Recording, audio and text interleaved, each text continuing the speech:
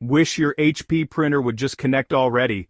Bluetooth problems are annoying. Here's how to sort them out, fast. First, check that Bluetooth is turned on for both your printer and the device you're printing from. On your printer, look for a Bluetooth icon or setting in the menu. If you can't find it, check your printer's manual or HP's website.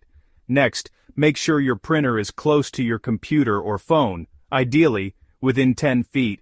Walls and other devices can mess with the connection. Now, restart both your printer and your device. Sometimes a quick reboot is all you need. Still not working? Remove your HP printer from your device's Bluetooth list, then add it back. On Windows, go to Bluetooth settings and forget the printer. On a phone, tap the eye next to the device and select Forget. Then, pair your printer again. If you still have trouble, download and run HP's Print and Scan Doctor tool. It's free and can spot most issues automatically. And remember, always keep your printer's firmware and Bluetooth drivers up to date for the best performance. That's it. With these steps, your HP printer should be back online and printing wirelessly in no time. If you're still stuck, reach out to HP support for extra help.